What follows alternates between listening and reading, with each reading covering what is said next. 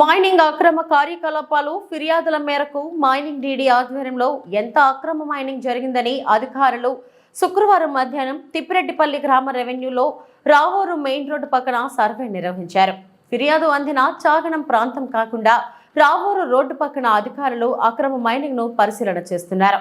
అక్రమ మైనింగ్ లో పార్టీలకు అతీతంగా తిలాపాపం తలాపిడికెడు చందంగా అక్రమ మైనింగ్ జరిగిన ప్రతి గ్రామంలోనూ అక్రమ మైనింగ్ లో నిజాలు వెలుగులోకి వస్తాయో లేదో ఈ విషయమై అక్రమ మైనింగ్ పై ఎలాంటి చర్యలు తీసుకున్నారని మీడియా ప్రశ్నకు 50 కోట్ల వరకు జరిమానా విధిస్తున్నట్లు ఆయన చెప్పారు. పర్మిషన్ ఉన్న ఒక్క మైనింగ్ కంపెనీని కూడా కొత్త పాలసీ వచ్చే వరకు మైనింగ్ కార్యకలాపాలు ఆగినట్లు మైనింగ్ డీడీ శ్రీనివాస్ కుమార్ తెలిపారు.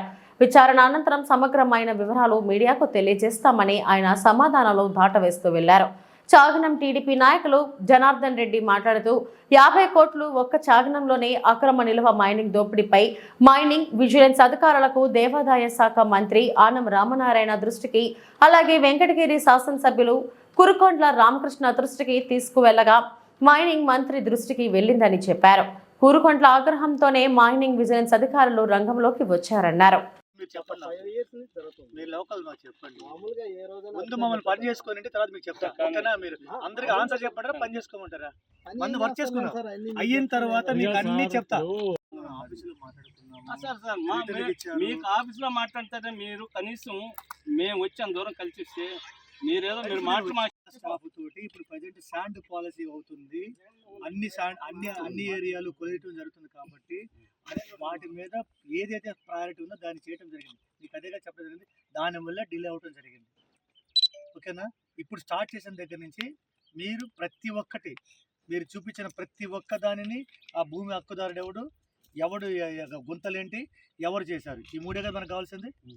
ఏమండి బాబు, ఈ ల్యాండ్ ఇక్కడ అంగుళం మాకు తెలుసు ఎవరి దగ్గర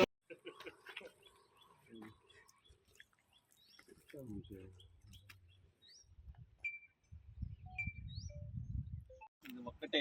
మేము దయచేసి మేము అడుగుతున్నట్టే మా జెండా కాదు, పొలిటికల్ కాదు, పక్కన పెట్టండి. తను ఏమైతే డ్యామేజ్ చేసింటే అది ఉన్నదే రండి, అబద్ధం అయితే రాయొద్దు. మాకు కూడా మీరేమి హెల్ప్ చేయొద్దు. ఎందుకంటే ఇక్కడ రోడ్ల మీద మనం అదే పని చేయాల్సింది. సాఫ్ట్గా చేసుకొని పోవాల్సింది కదా. నేను వచ్చాను కదా, ఇంకా ఉదయం జరుగుతుంది కదా, ఎవ్రీథింగ్ ఇక్కడ స్టార్ట్ అవుతుంది. మొత్తం నేను చేయిస్తానండి సార్. మినిస్టర్ గారికి ఇచ్చి అంతా కూడా మాకైతే న్యాయం కాదు సార్. ఇప్పుడు మీరు ఇట్స్ నాట్ కరెక్ట్. మనం ఇక్కడ వాదన కరెక్ట్ కాదు, పని జరగనండి. మీరు మీడియా ఉంది కదా అని చెప్పి మనం వాదన చేసిన తర్వాత మీరు దానికి మీరు ఎక్స్ప్లెయిన్ ఇచ్చారు. ఆ తర్వాత మీకు నాని సార్ కూడా ఫోన్ చేశారు.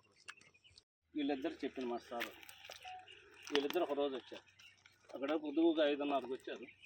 5:30కు ఇవన్నీ వదిలేసి నేనేంటి 3 టీములు జాయింట్ ఇన్స్పెక్షన్ చేయాలండి. ఎవరు అన్న రెవెన్యూ వాళ్ళు, డీడీ గారు, ఏడీ గారు, ఈ మండలకు సంబంధించి ఒక పోలీసు రాఘవేంద్ర మైన్స్ వాటిపై 100 కోట్ల అవినీతి జరుగుతుంది. 100 కాదు 1000 కోట్లు. మీరన్న మైన్లన్నిటి మీద కూడా యాక్షన్ తీసుకోవడం జరిగింది. 15 పొక్లైన్ ఇప్పుడు ఆల్రెడీ ఇంకా స్టేషన్లో ఉన్నాయి. ఏప్రిల్ నుంచి కూడా స్టేషన్ జరుగుతుంది. కూడా ఇప్పుడు ప్రజెంట్ గవర్నమెంట్ మొత్తం కూడా పాలసీ తీసుకొచ్చే విధం కోసం అన్నీ అవడం జరిగింది. ఇప్పుడు భరత్ పైన 255 కోట్ల పెనాల్టీ ఇవ్వడం జరిగింది. Okay right.